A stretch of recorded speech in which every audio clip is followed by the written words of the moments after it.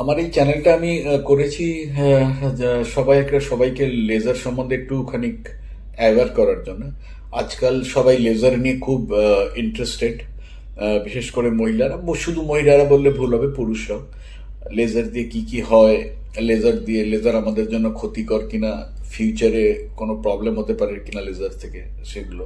তো সেই সব প্রশ্নগুলোর সমাধান, সেই প্রশ্নগুলোর উত্তর দেওয়ার জন্যই এই চ্যানেলগুলো করা।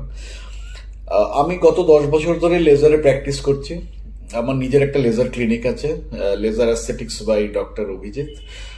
আগে একটা অন্য নামে করতাম, যাই হোক কিছু প্রবলেমের জন্য সেই এই এই নামটা আমি নতুন ক্লিনিক শুরু করেছি। আগে একটা অন্য জায়গায় অন্য ক্লিনিকে ছিলাম, অন্য একটা পার্টনারশিপের ছিল, যাই হোক কিছু প্রবলেমের জন্য সেটা নেই এখন। এটা আমি কিছু নতুন একটা ক্লিনিক, সেই নতুন ক্লিনিক শুরু করেছি, laser aesthetics by doctor Abhijit. সেটা জানানো মেন উদ্দেশ্য না। মেন উদ্দেশ্যটা হচ্ছে যে সবাইকে জানানো যে লেজার দিয়ে আমাদের জীবনটা আরো কত ভালো হতে পারে, আমরা আরো কত সুন্দর হতে পারি। তো এখন সোশ্যাল মিডিয়ার যুগে যাতে ভালো করে আমার আরো ফটো পোস্ট করতে পারি, ফটোতে যাতে আমাকে আরো ভালো লাগে, তার জন্য কিন্তু লেজারটা ধরুন আপনার মুখে কোনো দাগ আছে যেটা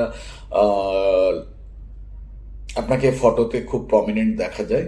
আর সেটাকে ফটোতে অ্যাভয়েড করার জন্য হয় আপনাকে এর হেল্প নিতে হয়, আর নয়তো মেকআপের হেল্প নিতে হয়। তো আমি বলছি সেসব না করে আপনি পার্মানেন্ট একটা সলিউশনে পেতে পারেন, সেটা হচ্ছে লেজার।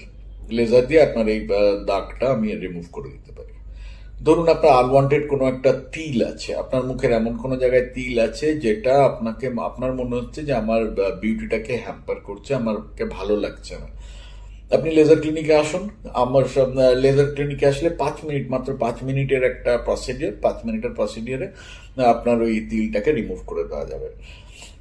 আপনার ধরুন একটা ট্যাটু আছে, ট্যাটু আপনি অনেকদিন আগে করেছিলেন, কারোর একজনের নাম করেছিলেন, এখন আর সেই নামটা রাখতে চাইছেন না। কি করবেন আপনি? আপনারা ইউজুয়ালি যেটা করেন যে সুপার ইম্পোজ করে আরেকটা নতুন ট্যাটু করেন। আমি বলি কি, সেটা বাদ দিন। আপনি ওই নামটাকে রিমুভ করে ফেলুন কি করে? লেজার দিয়ে, পিকো লেজার দিয়ে ওটাকে রিমুভ করে ফেলুন। মোটামুটি একদম ভালো রিমুভাল হবে, আর আপনাকে সুপার ইম্পোজার করতে হবে না। ধরুন আপনার আনওয়ান্টেড কিছু হেয়ার গ্রোথ আছে, বিভিন্ন রকম কারণেই সেটা হতে পারে। আজকাল সবাই জাঙ্ক ফুড খুব বেশি খায়, সেই জন্য জাঙ্ক ফুডের থেকে আপনি বডি ওয়েট গেইন করলেন, তারপর পিসিওডি বা পিসিওএস